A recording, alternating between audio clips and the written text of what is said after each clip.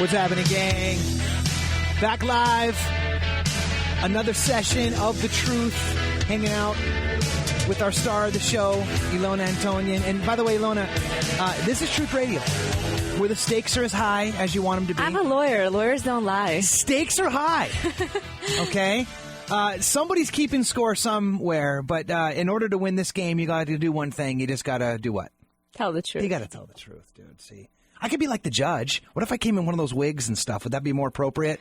If you were in Britain, yes. Dude, we got to bring back some Britain, right? Get a little theater in. Actually, Why there's not? plenty of theater I can already. do a Russian accent for you. There you go. Try, there you go. There you go. Gang, by the way, that's Ilona hanging out over there with us. She's over at expertdivorcelaw.com. And trust me when I say, if you're catching this particular moment right now, non sequitur from the first two episodes, you got to go back and listen to what she dropped on cheaters. By the way, dude, have you seen that Greco show? The Cheaters show? I used to love that show until I became a lawyer and heard it every day. How shado is that show? That show's so crazy, dude. And it's not real, right? I mean, we're not idiots to think that's got to be all staged out. There's not really people doing that stuff. Maybe I was really young when I watched it. I thought it was for real. If that show was entertaining to you as it was for me when we all first saw it, go check out that first segment. And she talks about what happens when someone's cheating. They be spending the money.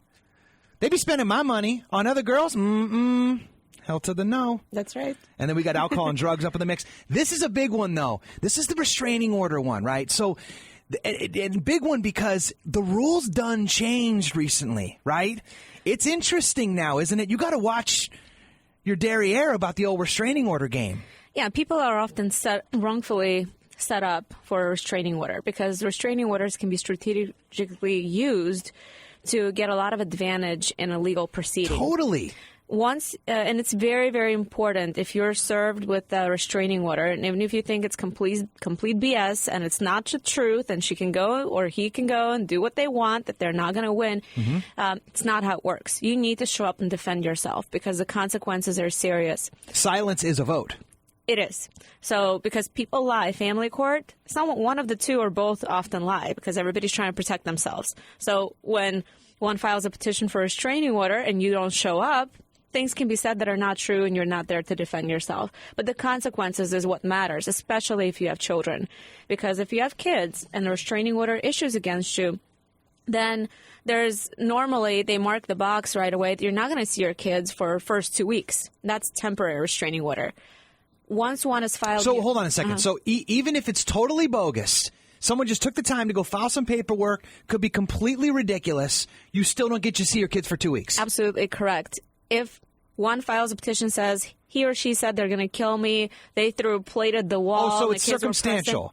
So there has to be an element of like someone's fearing for significant loss of... Right. I'll explain what's considered domestic violence. It's obviously physical violence, physical abuse. Throwing objects is considered domestic violence. Making verbal threats that you're going to hurt someone is subject to a restraining order. So is that a specific kind of restraining order, like domestic violence kind of thing? Are there different categories of restraining order? There are different categories, but one is a civil restraining order, and that's done through civil court. It's for people who are not in a marital relationship, who have never dated, and who are not in a familiar relationship. Like your neighbor is being cantankerous. Right. Okay, got it. And the standard of proof for civil restraining orders is higher. It's clear and convincing evidence, so you have to have a little bit more proof. In family law, the burden of proof is extremely low. It's like 49-51%.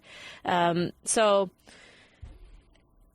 it's easy to get them. Very easy to get them. Right, that's the concern. And that changed relatively recently. Am I right about that? That has not changed. The fact that it's been easy to get them because the standard is preponderance of evidence, what's more likely than not, and you just have to tip the scales a little bit, has not changed. What has changed is that the court has now added to this, not the court, the legislature has added to the statute that disturbing the peace can also be and that opens it wide basis for domestic violence. Got it. Like sending harassing emails to work, texting many times, calling many times a day, just disturbing one's peace is subject to And restraining who going order. through a divorce isn't disturbing the other person's peace? I mean, you disturb the peace when you're breaking up with someone in high school.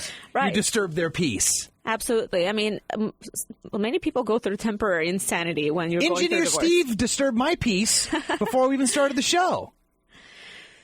So I got a restraining order against you, Steve, coming. I can help you, Steve. So, yeah, it's not difficult to get restraining orders. It all depends on what you write on the petition for a restraining order. It's usually granted, and the courts err on the side of caution, just in case. That makes sense. And the hearing must be scheduled within 21 days of the restraining order being granted. But for those 21 days, within those 21 days, if the other side marked a box that you're not going to see, they want you to have no visitation with the children, you're going to have no visitation with the children once you're served with, whether they're right or wrong, whether they lied or not, you're not going to see your kids. That's almost so unfair, I can't even believe it, because, you know, to a kid, there's no well, it depends, of course, on the age, but still to any age, there's no concept of who's right or wrong. It's that mom said that, or, you know, whatever. One of the parents said this, and now dad's gone for 3 weeks. Like, who are they going to think is right and wrong? Right. Even if it's totally trumped up. That's why it's so important if you know you're having conflict at home, or there's a chance that one may be setting you up, to document it with your iPhones, whatever phones you got, record the conflict. By the way, you can't secretly record someone because, well, first of all, it would not be admissible into evidence. There are certain exceptions, but it's illegal to record someone without them knowing unless you are out in a public place and there is no reasonable expectation of privacy. But if, let's say you just took out your cell phone and I'm here recording you, I didn't tell you I'm recording you, but you can see. So there's no secret there.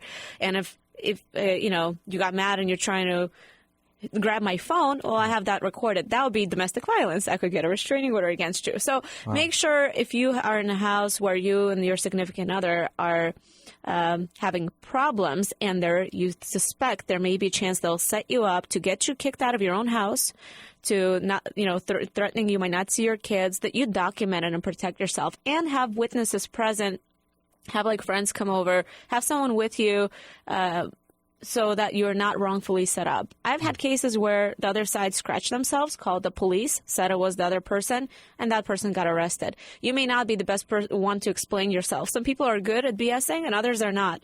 You know, and if you're not, if one seems credible and is a good liar, and there are many pathological liars out there, you could be in trouble. And then you not only have to spend a lot of money on defending a restraining order, but the consequences are serious. If you get kicked out of the house that's in your name alone and the restraining order is issued, that person gets a move-out order for you to get out of your own house, gets exclusive use and possession of the home, and they get sole legal custody, sole physical custody of the children if that's what they request. They can also ask for emergency child support and spouse support orders that will be issued relatively quick versus if they filed it in normal course through a business office, whereby they would have to wait 60 to 90 days. So all that stuff can go down, but then if the other person maybe is wrong, you know, getting manipulated, let's just say, right? They have 21 days. There has to be a hearing within 21 days. So within that month, that'll get sorted out? No, not necessarily. No. It depends if you got served on time or not. And each side has a right to ask for a continuance at the first hearing. But once you show up on the first hearing date, you can present evidence to ask for custody visitation to be modified for it to be no visitation at all. And again, the court will most likely err on the side of caution and may issue supervised visitation. You may have to pay a supervised monitor to monitor your visits with the kids to prove that, you know, your kids are not scared of you and everything is fine. So all these extra hoops you might have to jump through, whether the pleading that was filed against you is correct or not, until you get your day in court.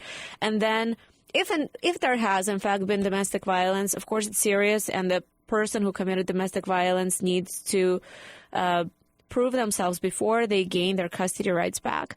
And they have to demonstrate to court, because there is a presumption that if you perpetrated domestic violence, that you should not be awarded sole any legal custody or physical custody of the children. And it's upon you then to overcome that burden of proof by showing you've taken certain steps to become better. One, to enroll in parenting classes, to enroll in a better treatment program. If you have a drug or alcohol program, get started on that. So if you know you've done something and you know that the other side may be taking you to court, you might get a head start on it so that you look better in front of a judge when you're there defending yourself, saying, I acknowledge I messed up. I'm really sorry. My kids love me. They're close to me. Go through a couple of, if the visitation is supervised professionally or through a neutral source, you do that a few times. The reports come back well. The children feel comfortable with you. Well, you can present that evidence to the court through the reports of the supervised monitor showing that how the visits went. Hopefully they'll go good. And get enrolled in these different programs. Yeah, I don't want to get too far into the weeds here, of course, because all that stuff is your domain expertise. But what comes up for me, for the dummy in the room, is that, man, you need some coaching quick. Like, if you kind of feel like we talked about in the last segment, like the signs of someone kind of acting a little creepy, like dare we go all the way to pulling out your cell phone and start recording your conversation, which is about as obvious as it would get. But like different little ways that someone might be documenting, something like that, man, that's the time that you need to stop, right? Do a little inventory check and get someone on the team. Am I tracking with this? So they can at least tell you, like, hey, man, I don't know your situation. We just met on the phone, 5 minutes ago, but this could be what's going on, and you got to watch out. And so you can get a little understanding and awareness to the fact that there could be a case being documented and built against you, which could go into restraining order, which could then parlay into you being already handicapped moving into divorce proceedings. Absolutely. And down the line, right? Because that's a fantastic strategic move by the partner who's maybe considering the divorce to start doing all that creepy stuff because it's a leg up.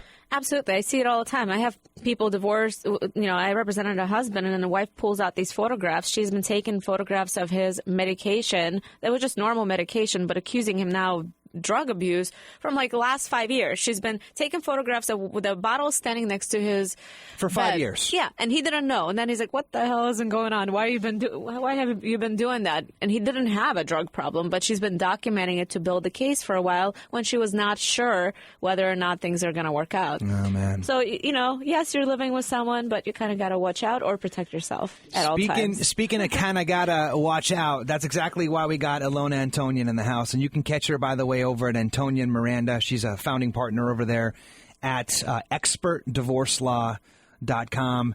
You can call her the old-fashioned way at 619-696-1100. I'll give that number one more time in case you're mobile. It's 619-696-1100. Whew. Man, I got to take a breath on this. So, hey, let's do this, gang. Coming up, we got one more piece of this conversation to have with Ilona, and I think, gang, you're going to like this one. Have you ever heard of the concept of a mail-order bride? Well, if you have, or if that even might be you, you're going to want to hear what Ilona has to say right after this.